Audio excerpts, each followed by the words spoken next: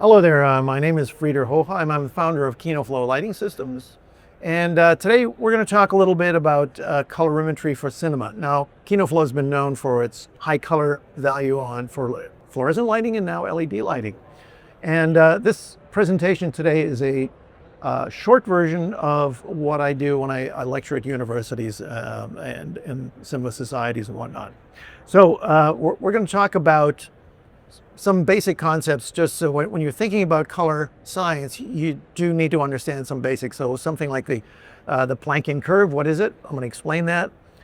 Talk about spectral response differences in cameras, because every camera nowadays is like a different film stock. It has unique characteristics, and how do you understand that? There are differences in quote-unquote white light. I'll talk about that.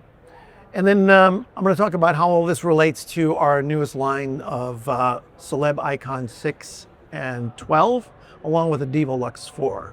So when we think about visible light, there's a couple of ways of picturing that. And then the most common one that I think everyone's seen is the 1931 CIE color space chromaticity diagram.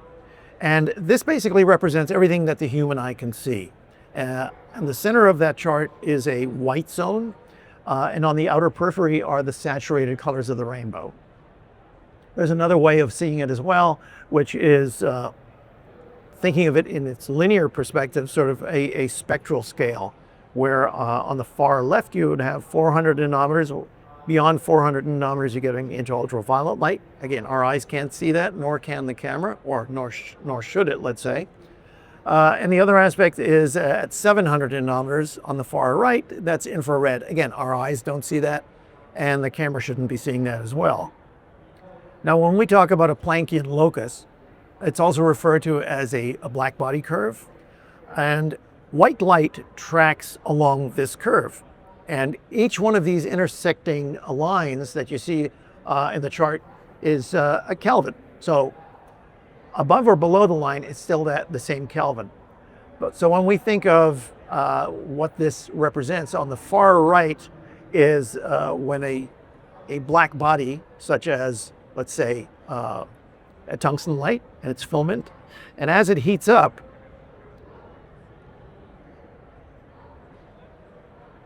it follows a Planckian. When we consider that Kelvin line, the appearance of the Kelvin looks different depending on where along the line it falls. Now, what we're trying to do as cinematographers, we want to stay on the line, so it's sort of in the white zone. If it falls above, it starts to look green. If it falls below, it starts to look magenta. Now, when we first created the Kino Flos, we had two different Kelvin sources. We used to have 29, 32, and then we had a third daylight, obviously. So when we thought about, well, how do we create a full spectrum performance out of an instrument, we thought, well, why don't we just simply take two full spectrum light sources and combine them, so 27 and 6500 Kelvin. And what we found was that it actually tracks in a linear fashion. It doesn't follow the Planckian. So therein lies a problem, because below the Planckian, now we're showing some magenta. So what we had to do is, working with the RGB elements, we started adding RGB, red, green, and blue, discrete LEDs, and that allowed us to actually track the Planckian curve. We'd also discovered that when you dim an LED, as much as manufacturers had told us that there was no shift in Kelvin, there was.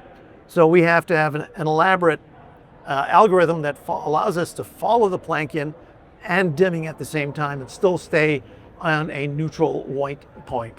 So now all LED lights are discontinuous spectrum. The sun is continuous, tungsten light is continuous, but when you're looking at LED lights, they're made up of various elements, and therein lies the discontinuous aspect of it. So film has its own response curves. The cinema camera has its own response curves. And the trick was, like, how do you now harmonize a light to those two different technologies? So one of the things we did is, working together with the former senior scientist at Kodak, Mitch Bogdanovich, we were able to create a spectrometer that also used the profiles of the cameras to allow us to understand what the camera was seeing and how to now tailor a light spectrum to track well with the camera. And the early cameras were very divergent in their response. The cameras have gotten much better, so that now with the performance that we're getting out of our LEDs and the cameras, there's a more consistent color rendering between manufacturers. One way of picturing how light it works, as I said earlier, the light sees between 400 and 700 nanometers. And the dotted lines here represent what our eyes see. So this is a typical photopic or eye response curve. Now, when we compare this to a camera, now we start to see how the camera response differs from what our eyes see. So this actually was a daylight film response curve. So we always knew that film didn't see light as our eye did. And for that reason, it was always important to do camera tests at the beginning of a show, because if there's certain pastels, certain colors palette that did not work for the film, you want to discover that in pre-production, not in the middle of production. And so you can see here just the way some of these curves fall. Film had difficulty resolving cyan or teal, colors that are in that 500 nanometer range, as well as yellow-orange in the 560 nanometer range. Now, the cinema camera, now here's a typical cinema camera response, and it actually follows fairly close to what our eye sees, yet there are still differences in the eye and the way the camera sees. Now, if we look at another camera, here's another typical curve. And here we see where there's a much broader red response. And also we start to see where on the blue side, where the camera actually has sensitivity into ultraviolet. And for this reasons, UV filters were important on especially the earlier electronic cameras. And here's an example of another electronic camera where you see the response curves are very, very narrow.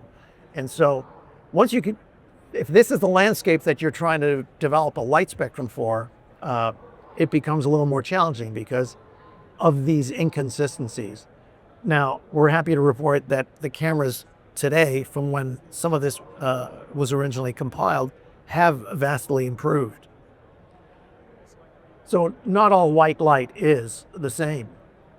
And here's sort of a typical example. So here at the show, you're going to see a lot of different ways of achieving white light, quote unquote white light. In this chart, you have RGB, warm white, cool white, displayed in green. And then you have an RGB and a single white. And this is at 6,500 Kelvin. And you can just see both of these actually are the same Kelvin, yet their signature or their spectral response display is very different. And what we want to watch out for are deep dips in the spectrum, because that's where we lose color rendering. Here's another example where you have RGB, two whites versus RGB, sapphire, blue, lime green, amber. And so the theory there being the more individual wavelengths you can stack up on top of each other, the better color rendering you're going to get. And what we discovered is some cameras will see that very well, other cameras less so, because of the way they sample the light. Results vary. And here's sort of the representation of what I call the dog's breakfast. This is what, when you combine a lot of different manufacturers on a common set, this is the same Kelvin temperature, 6,500, and those are all the different types of spectral display that come off of this. So you can well imagine that there's going to be inconsistencies between manufacturers, and unless you do camera tests in advance, you're never really going to know what it is. So this brings us now to where we are with the new Kino Flos. So the new broad spectrum LEDs from Kino Flo address some of these differences. Now, we've always been good, but we found that as this technology is maturing, we've been able to make adjustments. Because our spectrum was really good, if we were to do a subjective test side by side, you'd have to hit specific wavelengths to see what that difference would be. It is mathematically more precise to show you where these differences lie, which is why I'm choosing to go with the spectral charts. Here is a standard Kino Flo 6500. It's very broad spectrum. Again, our philosophy is working with broad spectrum whites fills in a lot of the gaps that would exist when you're working with discrete LEDs trying to basically generate an entire spectrum. So here's the standard Kino Flo, and now improved. And you start to see the difference here where we had the 450 nanometer spike, and now we've been able to raise that valley. We've also been able to broaden the blue response. So from a camera perspective, it's seeing a much broader, more consistent spectrum as you would expect from the sun. So it matches that up much nicer. When it came to the 2700 Kelvin, it was good. And again, we saw this little dip from 450 nanometers into the remaining spectrum. And what we've been able to do is bring down that spike, reduce the valley, hence end up with a more consistent, higher quality spectrum and better color rendering. So to summarize, we've increased our color rendering by broadening its spectral distribution. Broader band phosphors that we've specifically tailored with the camera response in mind. And then also adding very discrete LEDs, RGBs to help more precisely address what the camera requires. Now, this broader spectrum also ensures that between different camera manufacturers, you're going to have a more consistent response. Whereas prior, you could expect bigger differences between cameras. One other final conclusion also on color rendering index.